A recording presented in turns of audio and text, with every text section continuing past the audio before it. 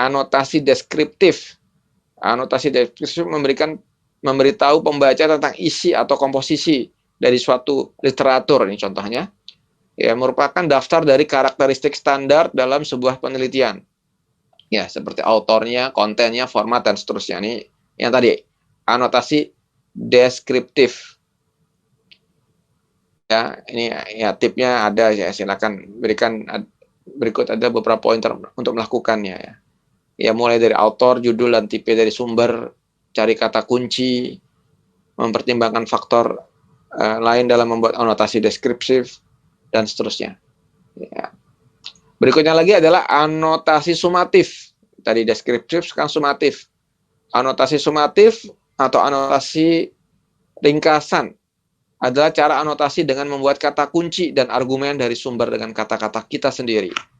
Nah, kalau sumatif ini dengan kata-kata kita sendiri, bedanya ya. Oke, ini contohnya. Ya, ini tipnya, silahkan tadi ya. Tapi tadi yang terpenting hindari plagiarisme. Ya, karena kan dengan kata-kata kita sendiri. Lalu anotasi evaluatif. Anotasi evaluatif biasanya digunakan untuk memberikan kritik terhadap pekerjaan orang lain. Ya, seperti seberapa komprehensif pekerjaan yang dilakukan oleh orang lain. Yang berikutnya lagi, seberapa meyakinkan ya pekerjaan tersebut. Nah, ini malah harus yang dilakukan nih oleh mahasiswa MIK DIK nih.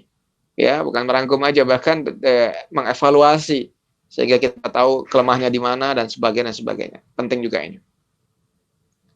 Ya.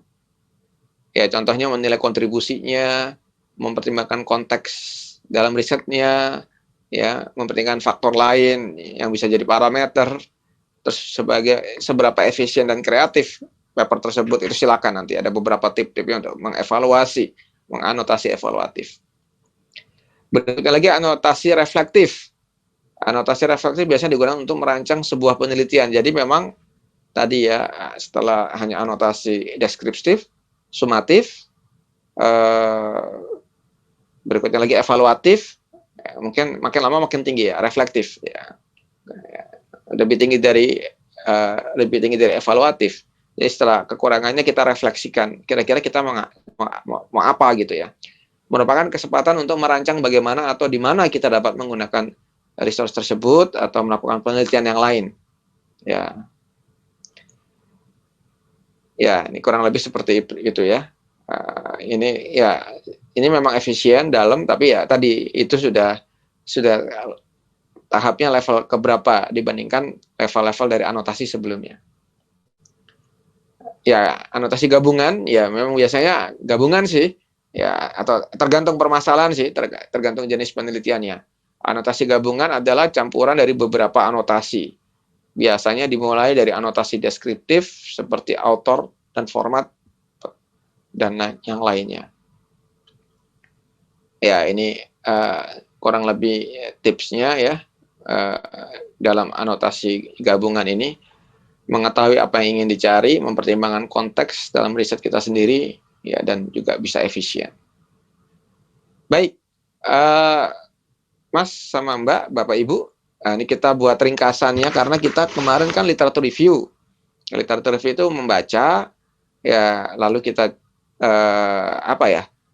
ada, kalau literatur review ada analisanya in total ya, in total dari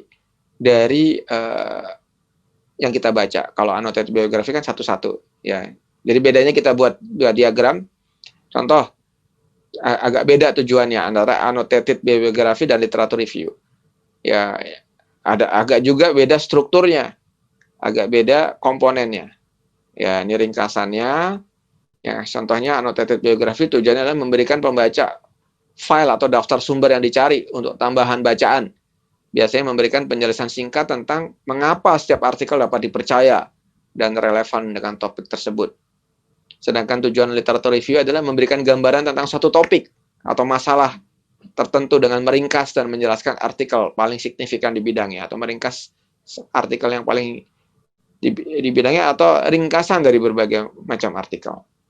Lalu strukturnya, untuk struktur annotated biography, ya, sumber dipisahkan satu sama lain dan disusun menurut abjad sehingga mudah ditemukan. Sedangkan kalau literatur review, ya, strukturnya sumber diintegrasikan karena sudah review kan, lebih itu lagi dielaborasi dengan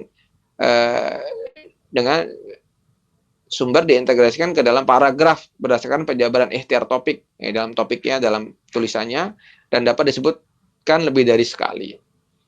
Lalu dibedakan berdasarkan komponen. Ya, komponen untuk annotated biografi, setiap item dalam daftar menggunakan gaya kutipan formal.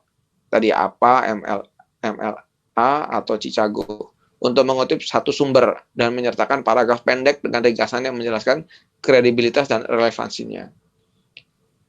Untuk komponen literatur review menggunakan pendahuluan untuk penjelasan topik, mensintesis sumber secara progresif saat topik dijelaskan melalui paragraf, ya, jadi sudah masuk ya ke dalam paragraf, dan kemudian menyimpulkan dengan meringkas keseluruhan latar belakang yang disajikan. Mas dan Mbak, Bapak Ibu, ya, begitu topik yang kita sedang diskusikan, yaitu annotated biografi. Mudah-mudahan menambah wawasan dan bisa membedakan antara literatur review dan annotated biografi. Terima kasih, sampai ketemu di video yang akan datang. Assalamualaikum warahmatullahi wabarakatuh.